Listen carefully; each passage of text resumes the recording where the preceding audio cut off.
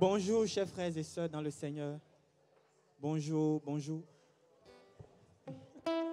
Vous avez passé une belle semaine, j'espère. Et si vous êtes fatigué, bienvenue dans la maison de Dieu. Jésus n'a guéri aucun pharisien, c'est ce que j'avais dit quand on avait commencé. Donc si vous êtes fatigué, Jésus va vous relever ce matin. Amen. Je vais juste demander à notre sœur Denise de prier et on va commencer. Denise, non. Oui. Oui, notre sœur Denise. Merci.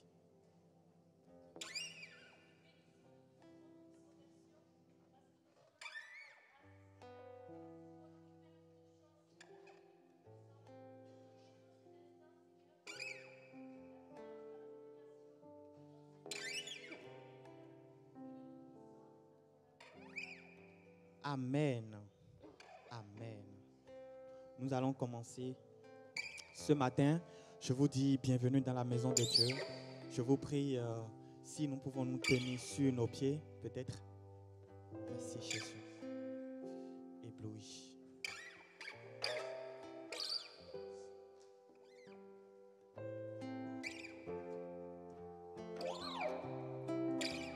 Seigneur Jésus, je t'invoque ce matin. Ta parole déclare, invoque-moi, je te répondrai. Ce matin, Seigneur, nous t'invoquons. Réponds présent. Je paralyse tout esprit d'abattement au nom de Jésus. Maintenant, tu prends le contrôle de toutes choses. Ton Esprit Saint règne. Ton Esprit Saint prend le contrôle de toutes choses, Seigneur Jésus. Nos actions sont paralysées au nom puissant de Jésus. Merci parce que tu prends le contrôle en toutes choses. Sois béni au nom de Jésus.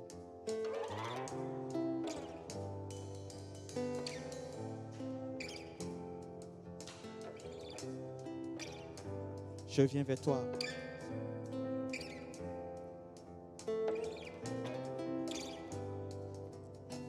Je viens vers toi dans le secret,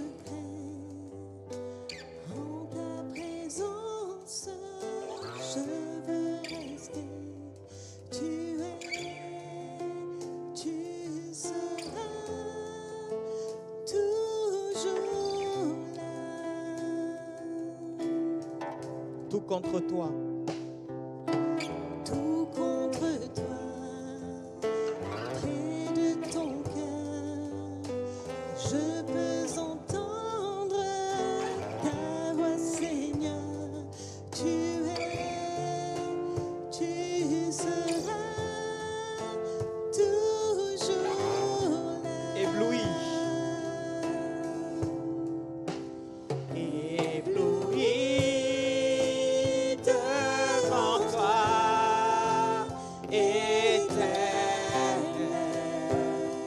Ébahi.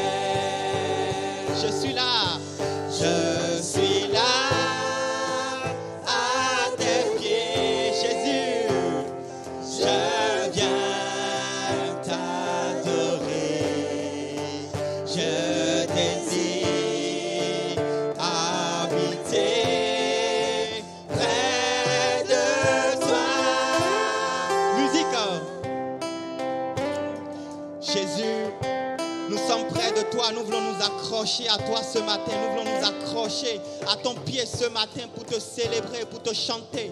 Oh Jésus, tout contre toi.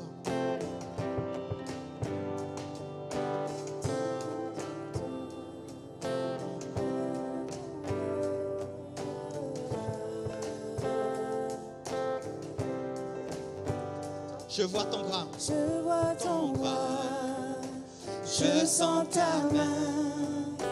Tu me protèges, Jésus, tu me soutiens.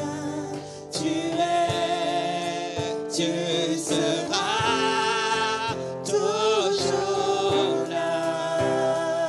Ébloui.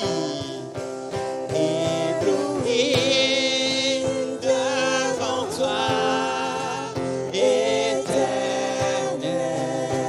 Ébahi.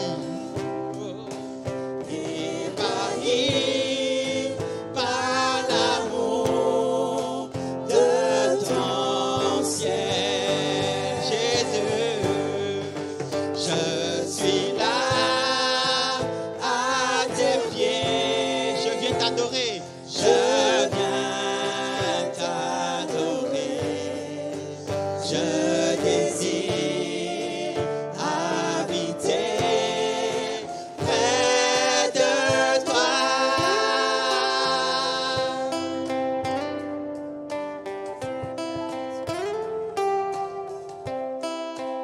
Tu es ma lumière. Tu es ma lumière, en toi j'ai un Père heureux. Sois ma prière. Tu es Jésus, ma lumière. Tu es ma lumière, en toi j'ai un Père heureux. Sois ma prière. Tu es ma lumière, Jésus. Tu es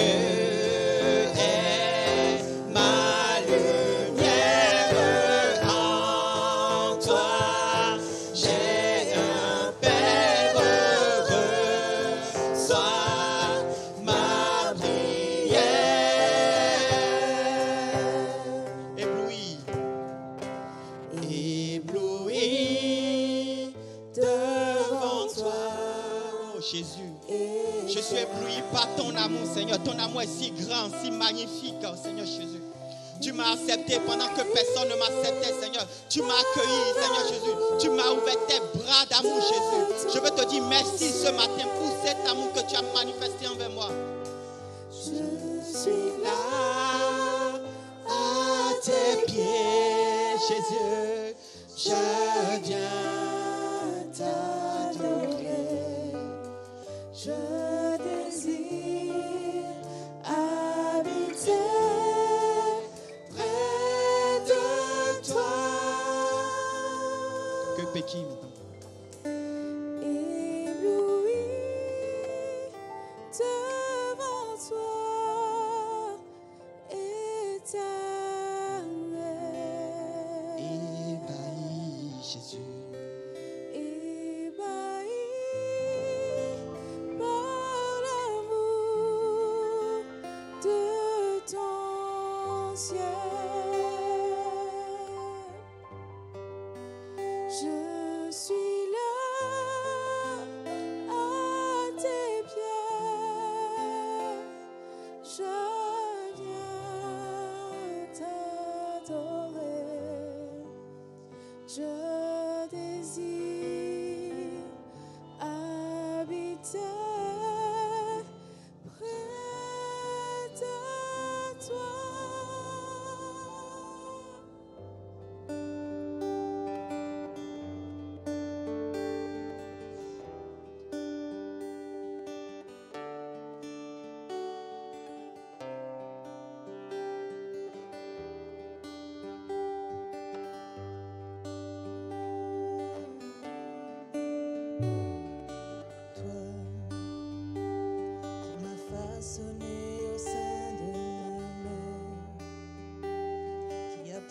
lancer sur moi des mystères et des merveilles que je porte en moi.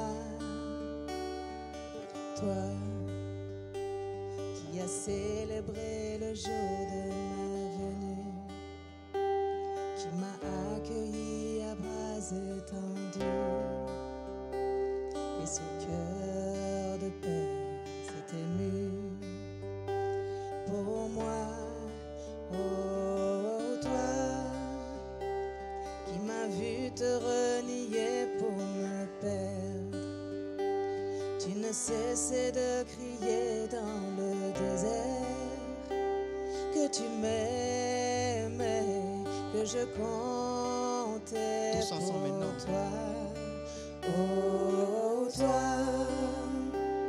qui ne considère plus ce que j'étais, mais qui regarde à ce que je serai comme un sujet d'honneur et de joie. Toi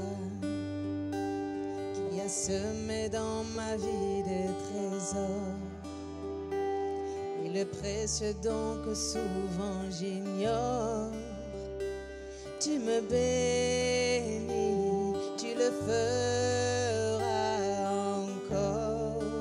Oh, oh, toi qui me chéris depuis le premier jour, je ne saisis l'étendue de cet amour. Je t'ai trahi, mais tu m'aimes en retour. Oh, toi qui m'as vu te renier pour me perdre, tu ne cessais de crier dans le désert que tu m'aimais, que je comptais pour toi.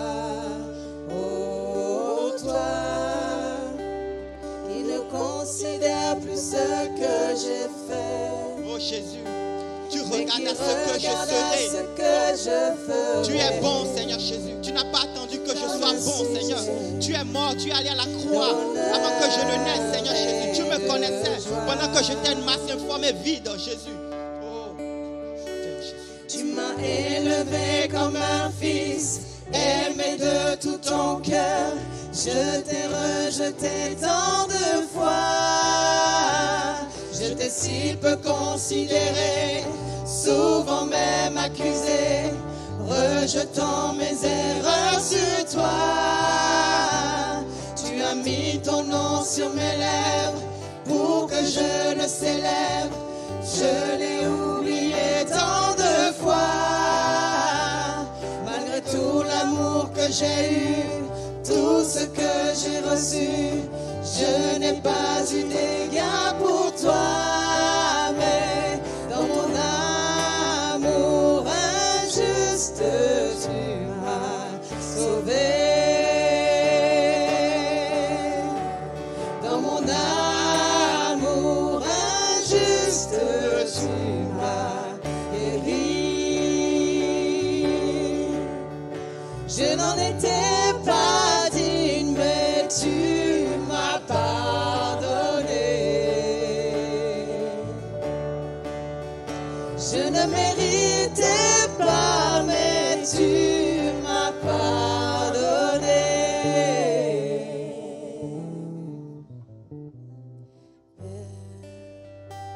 Je veux remettre ma vie entière. Je ne veux plus retourner dans le désert. Je t'appartiens et c'est toi que je sers. Oh Père, tu es ce que je désire aujourd'hui et que plus jamais je ne t'oublie. Tu es mon Dieu, tu es toute ma vie, toute ma vie.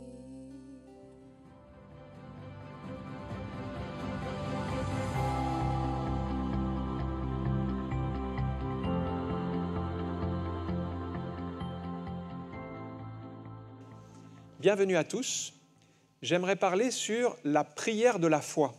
Dans Jacques chapitre 5 et au verset 13, il est écrit « Quelqu'un parmi vous est-il dans la souffrance ? Qu'il prie. Quelqu'un est-il dans la joie ? Qu'il chante des cantiques. Quelqu'un parmi vous est-il malade ? Qu'il appelle les anciens de l'Église et que les anciens prient pour lui en loignant d'huile au nom du Seigneur. La prière de la foi sauvera le malade et le Seigneur le relèvera, et s'il a commis des péchés, il lui sera pardonné. Amen. » Et j'ai relevé cette expression, la prière de la foi. Vous remarquez ici que la foi est associée à la prière. Et en fait, on pourrait dire ce matin que les deux sont indissociables. Nous devons toujours associer la foi à la prière. C'est un peu comme les deux faces d'une pièce de monnaie. Il y a le côté pile, le côté face. Eh bien, il y a la foi et il y a la prière. Et les deux doivent être ensemble. Parce que la foi nous pousse à prier, on s'attend à Dieu. Et puis, la prière requiert la foi pour que la bénédiction se produise, que le miracle arrive. Donc, prier sans la foi, c'est un égarement, c'est une erreur dans laquelle nous pouvons tomber. Mais je compare ceci à prier sans la foi, c'est comme si vous êtes dans votre voiture et vous appuyez sur l'accélérateur, mais tant que vous n'avez pas enclenché une vitesse, la voiture ne bouge pas.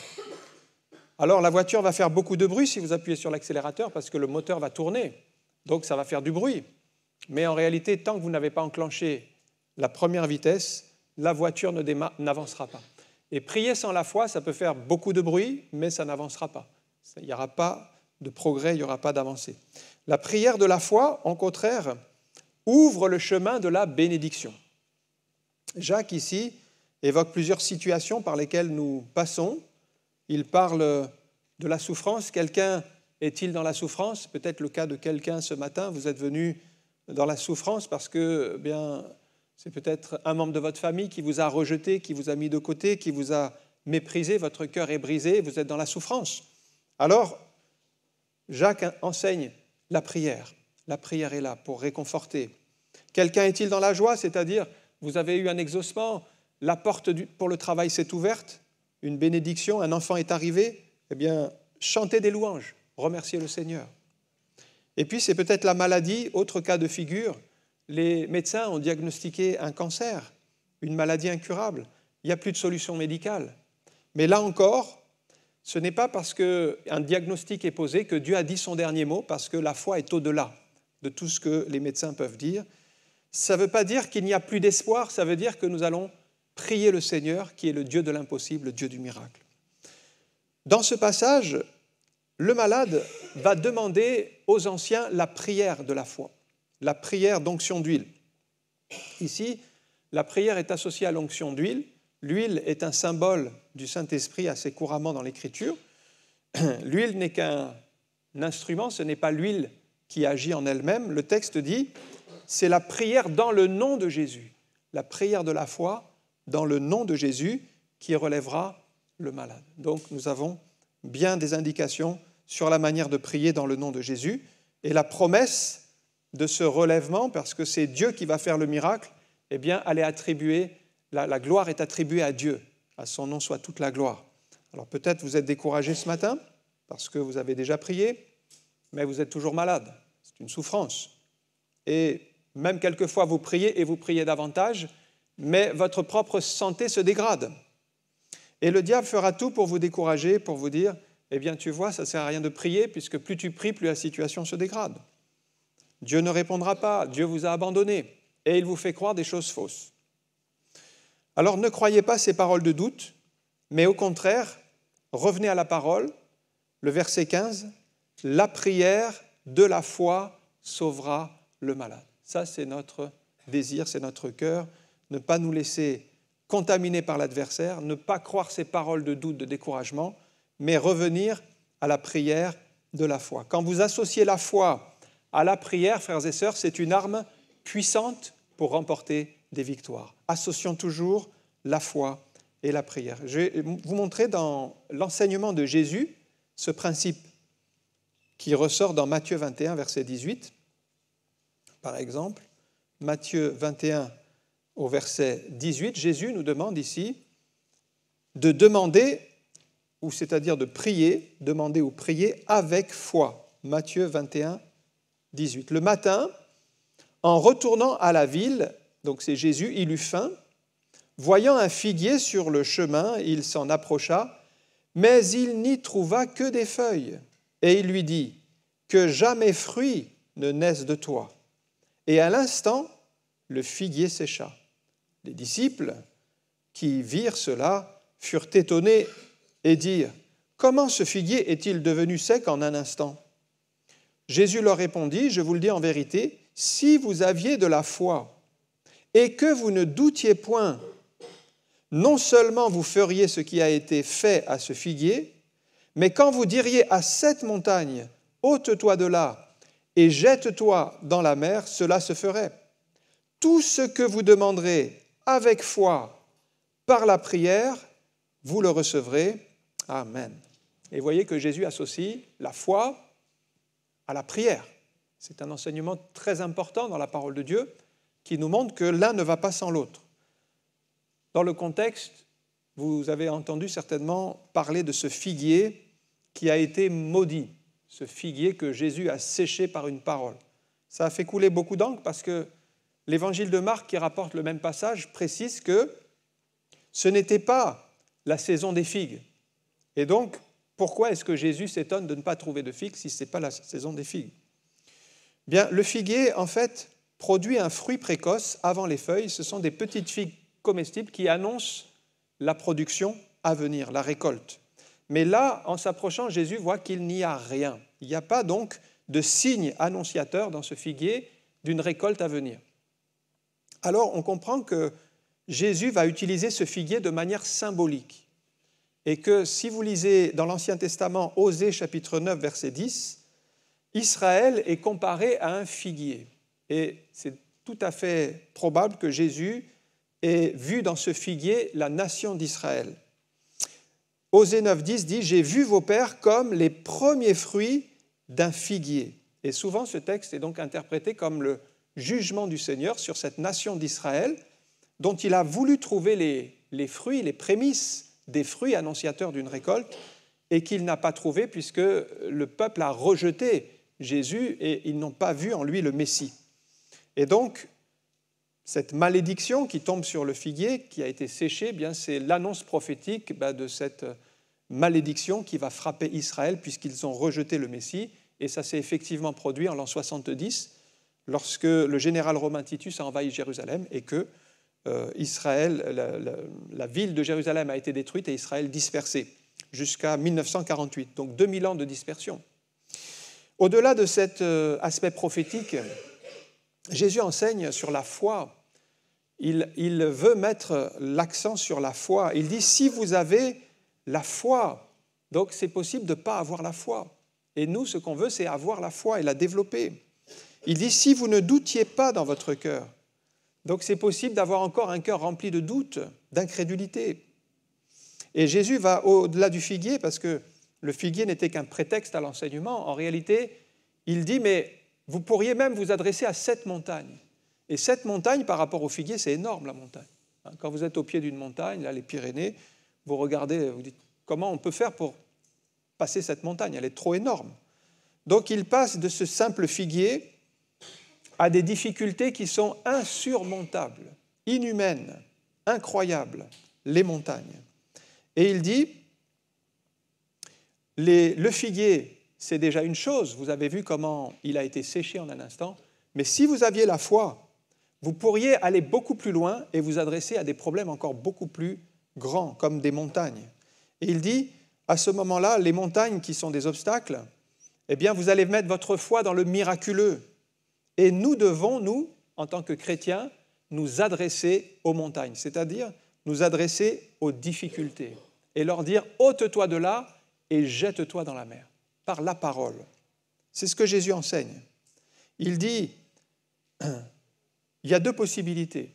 Soit c'est la montagne qui vous parle et qui vous dit « tu n'y arriveras jamais, c'est infranchissable ». La montagne vous dit « c'est pas possible ». Elle est en train de vous parler à votre esprit et vous montrer que vous n'y arriverez jamais. Soit c'est vous qui parlez à la montagne et qui lui dites maintenant ça suffit, ôte-toi de là et jette-toi dans la mer. Donc c'est soit l'un, soit l'autre. Et Jésus nous dit clairement que nous devons prendre le parti de nous parler aux problèmes, aux difficultés, aux montagnes qui nous entourent, qui sont insurmontables, et de prononcer ces mots dans la foi.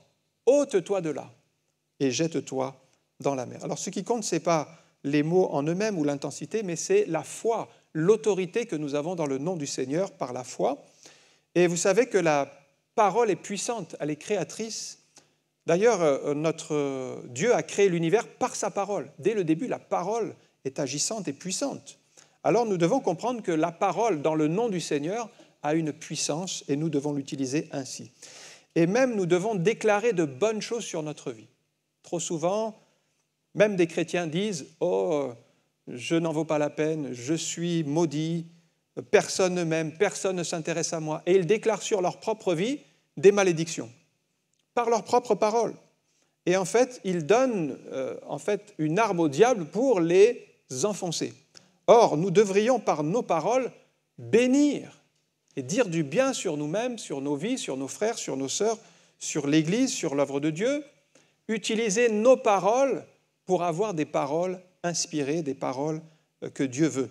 Regardez le Proverbe 18, verset 21, qui dit ceci, « La mort et la vie sont au pouvoir de la langue. » C'est à double tranchant. La mort et la vie. Tu as le pouvoir de bénir, tu as le pouvoir de maudire. Alors faites le bon choix ce matin. Utilisez votre bouche pour bénir le Seigneur et pour bénir les autres. La mort et la vie sont au pouvoir de la langue. Quiconque l'aime en mangera les fruits.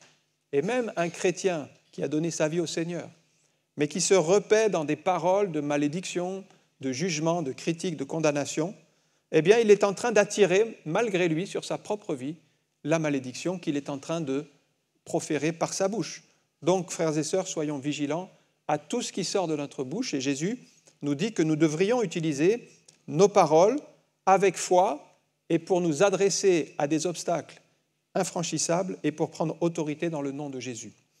Le verset 22 nous indique vraiment la manière dont nous devons prier. Verset 22, « Tout ce que vous demanderez », c'est-à-dire quand vous priez, tout ce que vous demanderez avec foi par la prière, vous le recevrez.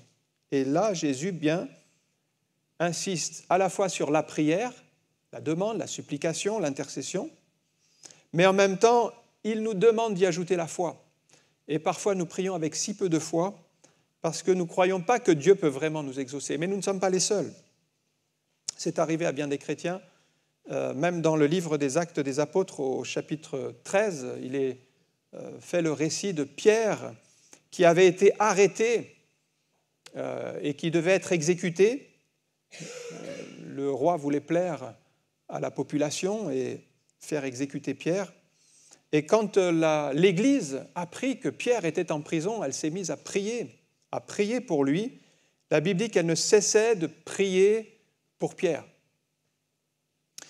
Et alors qu'ils étaient en prière et qu'eux ne savaient pas ce qui se passait, Dieu a envoyé un ange dans la prison. Alors quand nous prions, il se passe des choses. Sauf que quand ils sont dans la réunion de prière, ils ne voient pas ce qui se passe. Ils sont juste en train de prier Dieu. Mais alors qu'ils sont en train de prier, il se passe des choses et alors que Pierre est en train de dormir, c'était même la veille de son exécution qui était prévue le lendemain, pendant cette nuit-là, un ange arrive dans la prison. Et alors que Pierre était gardé quand même par 4 escouades de 4 soldats, ça veut dire 16 soldats qui étaient sur son dos quand même, on dirait que parfois les situations ne sont pas simplement compliquées, mais vraiment trop difficiles. Parce que ce n'était pas un garde qui était sur lui, c'était 16 gardes. C'était trop lourd, c'était impressionnant. Même à vue humaine, il n'y avait aucune issue, aucun espoir. Il était tellement bien gardé. Et alors qu'il dormait, un ange est venu le secouer et lui a dit « Pierre, sors de cette prison ». Et là, il s'est passé un miracle, c'est que les gardes ont été aveuglés. Ils n'ont pas vu Pierre sortir. Le texte dit qu'il a passé la première garde, puis la deuxième garde, puis il est arrivé devant la porte de fer de la prison et la porte de fer s'est ouverte toute seule devant Pierre. Donc on voit que Dieu a tout pris en main pour que Pierre sorte. Alors, l'Église est toujours en train de prier chez Marie, ils sont dans une réunion de prière, dans une maison, Ils prient toujours pour que Dieu bénisse Pierre, mais ils ne savent même pas que Pierre est déjà sorti de prison. Et Pierre se rend compte qu'il est sorti. D'abord, il se demande si c'est une vision qu'il a ou si c'est dans la réalité, tellement c'est surnaturel, parce que c'est vraiment incroyable, c'est impossible. Il se retrouve hors de la prison et il savait qu'il y avait une réunion de prière ce soir-là dans la maison de Marie. Il se rend chez Marie et alors qu'il frappe à la porte, les disciples envoient la servante pour dire « mais qui vient frapper ?» parce qu'ils étaient toujours dans la peur que des Juifs viennent les arracher et les persécuter. Et lorsque la servante Rhode entend la voix de Pierre, elle est dans une telle joie qu'elle oublie d'ouvrir et elle va prévenir les disciples « j'ai une bonne nouvelle, Pierre est sorti de prison ». Et là, ils vont dire deux paroles qui sont vraiment incroyables. D'abord, ils lui disent « mais tu es folle, ce n'est pas possible ». Alors qu'ils sont en train de prier pour qu'il se passe quelque chose et que Pierre soit protégé, ils n'arrivent pas à croire que c'est possible qu'il soit exaucé. Vous voyez le peu de foi qu'ils avaient. Ils disent « tu es folle ». Donc c'est déjà une parole assez dure à encaisser. Mais comme elle insiste et elle dit « si, je vous assure, j'ai entendu Pierre, c'est bien sa voix, c'est lui, il est derrière la porte ». Eh bien, ils lui disent « c'est pas possible, ça doit être son ange ». Donc ils ne croyaient vraiment pas que c'était Pierre et ils cherchaient même des solutions ailleurs. Donc deux choses fausses. Cette femme n'était pas folle et ce n'était pas son ange. Ils étaient prêts à croire en fait des choses fausses, mais ils ne croyaient pas la vérité. Et finalement, ils sont allés ouvrir. Pierre est rentré au milieu d'eux, ils ont prié ensemble et ils ont béni le Seigneur pour sa grâce.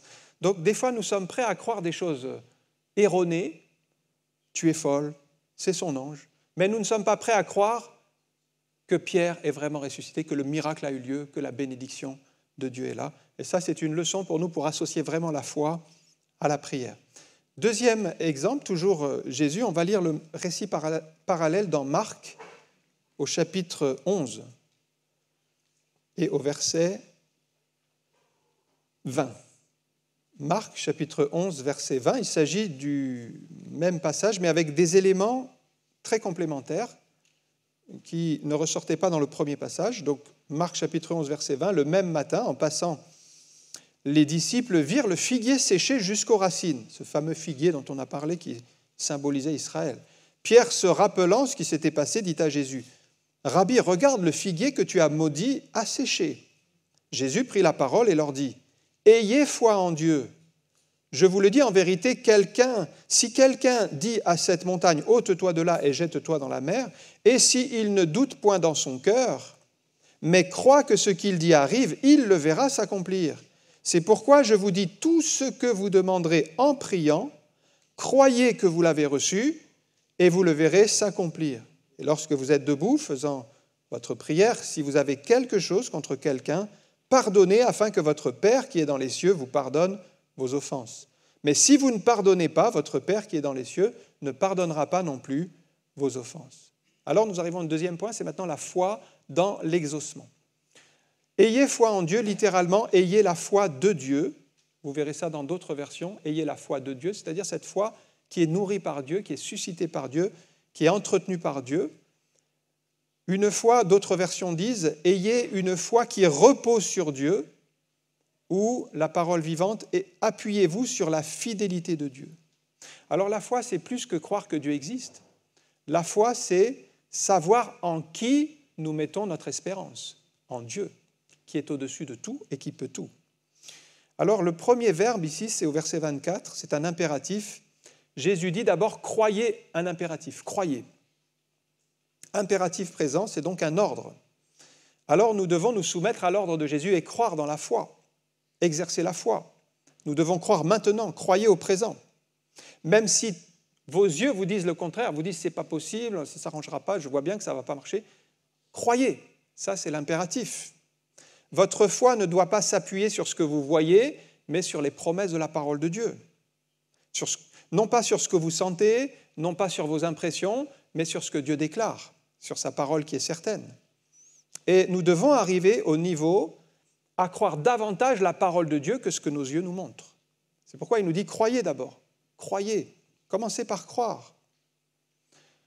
2 Corinthiens 5, 7, c'est Paul qui l'enseigne ainsi, « Nous marchons par la foi et non par la vue. » Croyez. Vous ne le voyez pas encore, mais croyez. Parce que vous ne marchez pas par la vue. vous marchez par la foi. Tant que vous marcherez par la vue, et si vous attendez de voir pour croire, alors vous serez toujours arrêté, vous serez bloqué et vous ne pourrez pas avancer dans la vie chrétienne. Vous serez souvent déçus. Donc le premier verbe, c'est croire à l'impératif. Et remarquez que c'est un impératif présent. Nous devons croire dès maintenant. Deuxième verbe, c'est vous l'avez reçu. Et là, maintenant, on est au passé composé.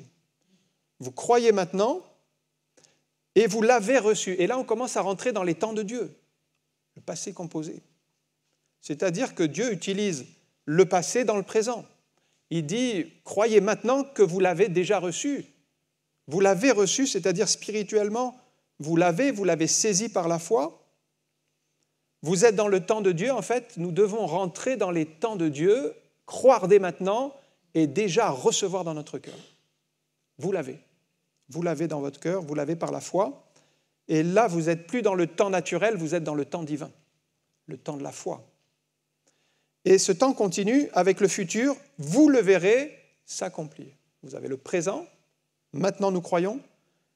Par la foi, nous l'avons déjà reçu, ça c'est le passé, mais nous le verrons, c'est le futur. Et voyez que ces trois temps, en fait, sont réunis autour de la foi. Vous le verrez s'accomplir, parce qu'il y a un temps entre la prière et l'exaucement. Et c'est ce temps-là, c'est cette durée-là, bien que nous devons tenir dans la foi. On aimerait tous, bien sûr, après notre prière, on a prié, Seigneur, voilà, interviens, et puis on dit Amen, et puis hop, la chose se produit. Eh bien, quelquefois, nous serons éprouvés dans le temps parce qu'on ne sait pas quand Dieu va agir, comment il va faire, où il va le faire, mais le texte dit, vous le verrez s'accomplir. Et en fait, entre le temps où nous avons prié et où nous allons le voir, il y a une durée qui est indéterminée, que Dieu connaît.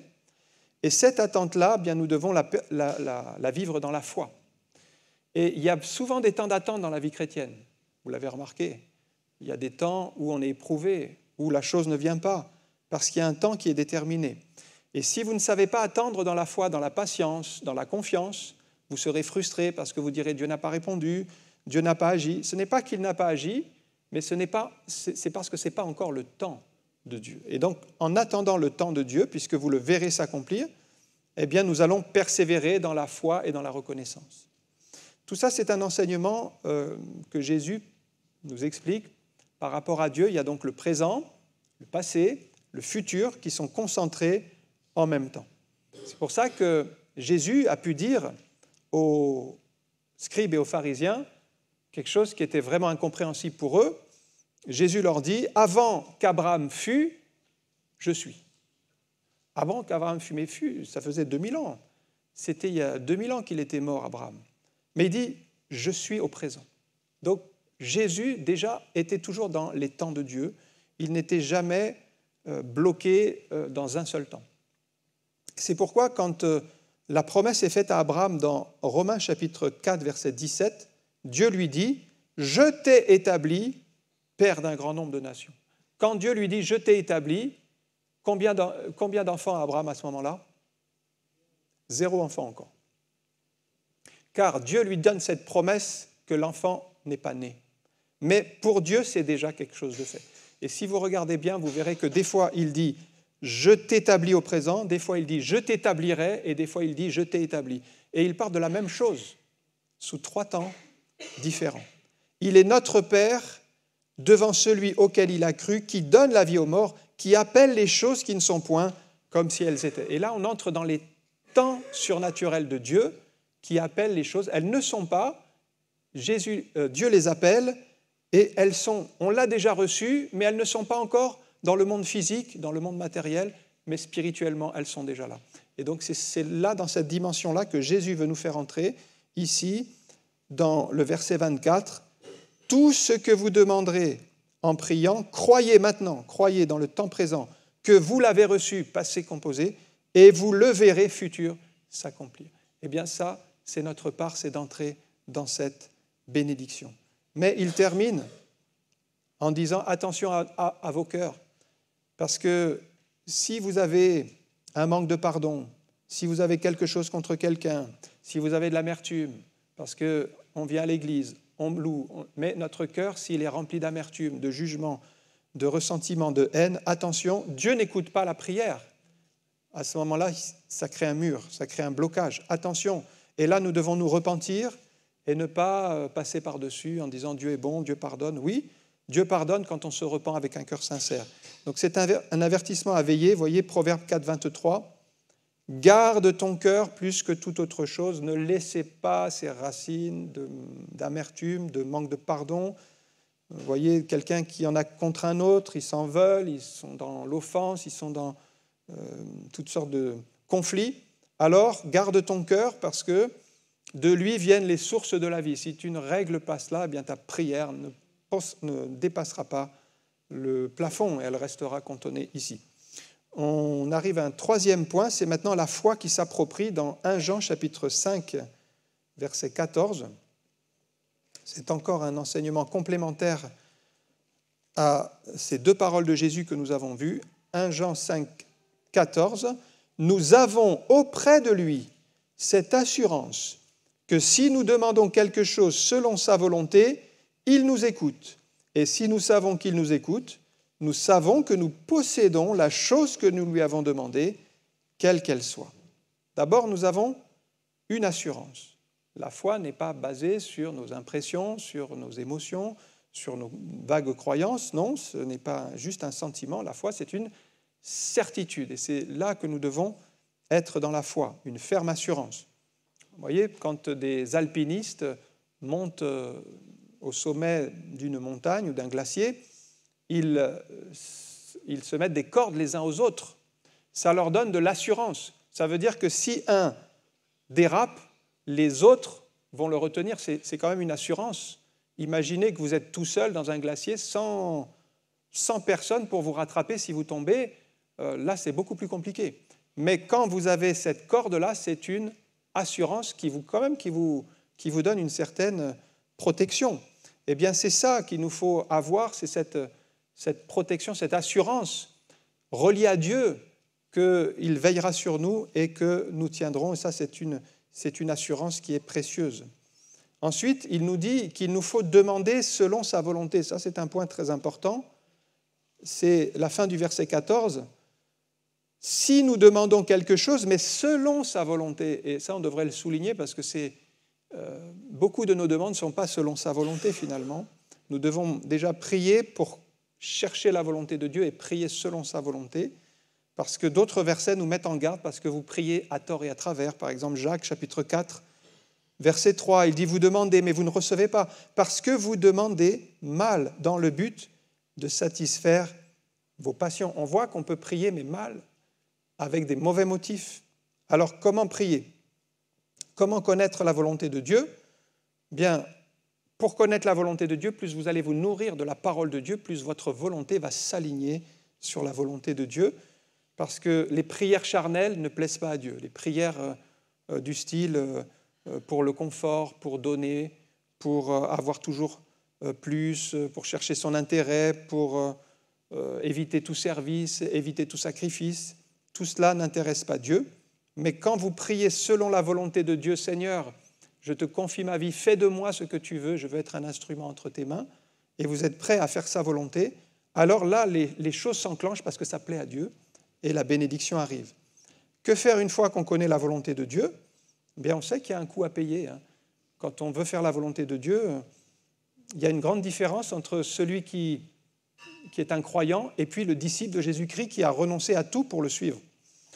Si vous êtes juste un croyant, c'est déjà bien, vous croyez en Dieu, vous avez donné votre cœur au Seigneur, mais vous devez passer au stade de disciple, c'est-à-dire Jésus est mon Seigneur, Jésus est mon roi, c'est lui qui dirige ma vie. Il y a une étape à franchir pour de dire Jésus est mon sauveur, c'est bien, c'est une première étape.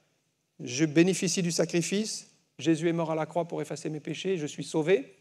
Mais maintenant, je veux accepter Jésus comme mon Seigneur et c'est lui qui va diriger ma vie et me conduire dans sa volonté. Et là, vous allez commencer à entrer dans la bénédiction que Dieu a pour vous parce que vous cherchez non pas votre volonté, mais la sienne. Mais ça nécessite des sacrifices et faire ce que Dieu veut. Et puis, donc, si vous êtes là dans cette optique, vous êtes devenu un disciple, vous priez maintenant selon sa volonté, alors, il nous écoute et nous avons cette assurance qu'il entend nos prières. C'est le stade maintenant de la communion avec Dieu, c'est précieux. Vous voyez, on grandit, on devient un disciple, on entre en communion avec Dieu, on est un avec Dieu. Dieu nous écoute, car Dieu n'écoute pas toutes les prières, mais celles qui sont selon sa volonté. Alors, lorsque vous passez du temps dans la présence de Dieu, vous développez cette relation avec Dieu. C'est extraordinaire. C'est ce que Jésus explique, vous voyez, dans Jean 17, verset 22, cette belle prière qu'on appelle la prière sacerdotale, où Jésus, c'est vraiment le souverain sacrificateur qui prie pour nous. Jean 17, verset 22, « Je leur ai donné la gloire que tu m'as donnée, afin qu'ils soient un comme nous sommes un, moi en eux et toi en moi, afin qu'ils soient parfaitement un, et que le monde connaisse que tu m'as envoyé, que tu les as aimés comme tu m'as aimé. » Moi en eux, c'est-à-dire Jésus en nous, cette communion et Dieu en nous par Christ. Moi en eux et toi en moi. Il y a donc cette intimité, cette relation que nous devons développer dans la prière, trouver cette communion parfaite avec Dieu. Et Jean continue, eh bien il dit, Dieu nous écoute, et là je vous lis la parole vivante, le verset suivant, le verset 15, « Si nous savons qu'il nous écoute, nous avons en même temps la certitude que l'objet de nos demandes, quel qu'il soit, nous est déjà acquis. » Et là, on voit que la foi rend présent ce qui est inaccessible. Elle rend accessible ce qui est inaccessible. Elle rend spirituellement présent la bénédiction future. Par la foi, nous pouvons demander des choses à Dieu et nous attendre à les avoir. Nous l'avons spirituellement dans le temps présent. Je reviens à Abraham. Dans ses promesses, Dieu a donné 2 choses à Abraham, dès le début.